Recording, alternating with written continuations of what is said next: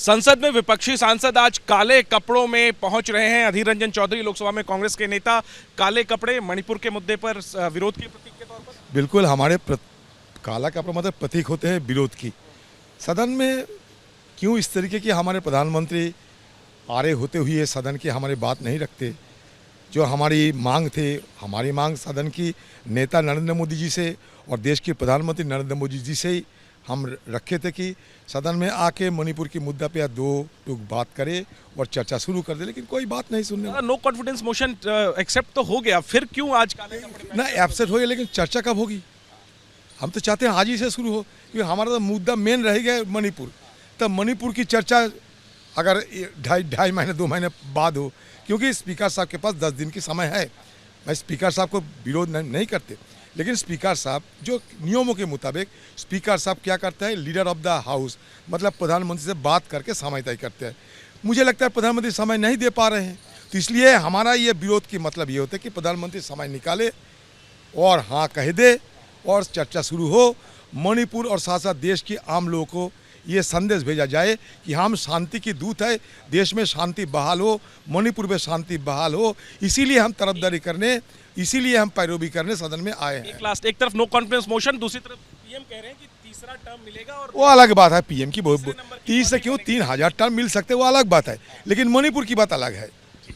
तो अधीर रंजन चौधरी की तरह ही विपक्ष के तमाम सांसद, जो विपक्षी गठबंधन है इंडिया, उसके तमाम सांसद काले कपड़ों में पहुंच रहे हैं और काले कपड़े पहनकर एक तरीके से सरकार के सामने विरोध दर्ज कराने की कोशिश। मणिपुर के मुद्दे पर लगातार विपक्ष जो है वो हमलावर है और प्रधानमंत्री से बयान की मांग कर रहा है, सदन में मणिपुर के मुद्दे पर चर्चा की मांग कर रहा है। और ये भी मांग रखी कि चर्चा आज ही हो। तो क्या आप लोगों का रहने वाला है आज की ये स्ट्रेटेजी आज, और आज आप काले परिधान में? या हम लोग तो विरोध करते हैं जब तक सदन में नो कॉन्फिडेंस मोशन की चर्चा शुरू हो, तो हम बात रखने का मौका नहीं मिलते।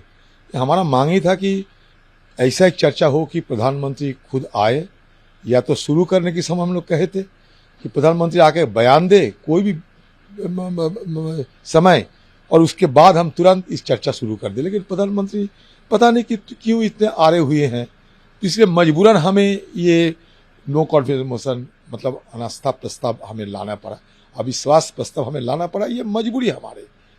हम जानते हैं कि ये अविश्वास प्रस्ताव के चलते मोदी सरकार नहीं गिरेगी, लेकिन बात यह कि और तो कोई हमारे चारा नहीं है, कोई रास्ता नहीं है हमारे।